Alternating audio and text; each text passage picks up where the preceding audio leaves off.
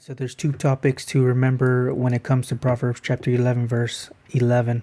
The first is social ethics. Scripture sees ethics as embracing the life of society as a whole and not simply individual relationships.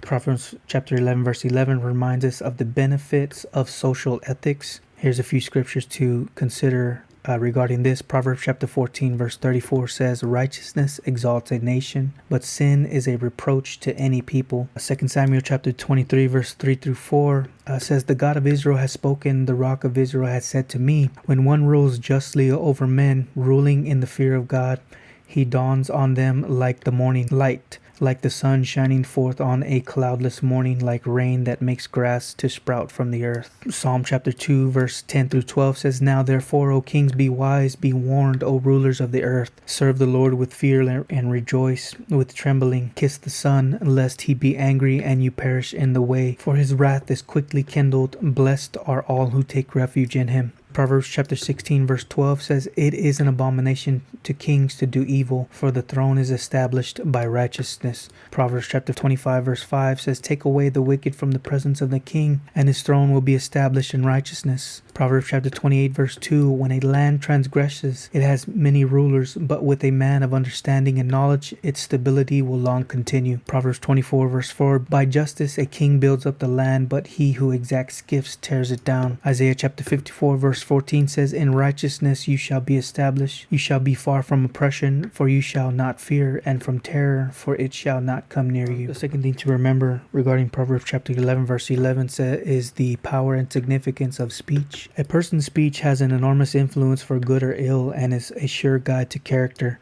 Proverbs 11, verse 11 reminds us of the impact of speech, notably that it can destroy others. Job chapter 19, verse 2 says, "How long will you torment me and break me in pieces with words?" Psalm chapter 55, verse 20 through 21 says, "My companion stretched out his hand against his friends. He violated his covenant. His speech was smooth as butter, yet war was in his heart. His words were softer than oil, yet they were drawn swords." Psalm 57, verse 4 says, "My soul is in the midst of lions. I lie down amid fiery beasts. The children of men whose teeth are spears and arrows, whose tongues are sharp swords." Psalm 64, verse 3 to 4 says, "Who whet their tongues like swords, who aim bitter words like arrows, shooting from ambush at the blameless, shooting at him suddenly and without fear." Psalm 140, verse 3, "They make their tongue sharp as serpents, and under their lips is the venom of asps." Proverbs chapter 12, verse 6, "The words of the wicked lie in wait for blood, but the mouth of the upright delivers them." Proverbs chapter 12, verse 18, "There is one whose rash words are like sword thrusts, but the tongue of the wise brings healing." Proverbs chapter 27 says, "A worthless man plots evil, and his speech is like a scorching fire."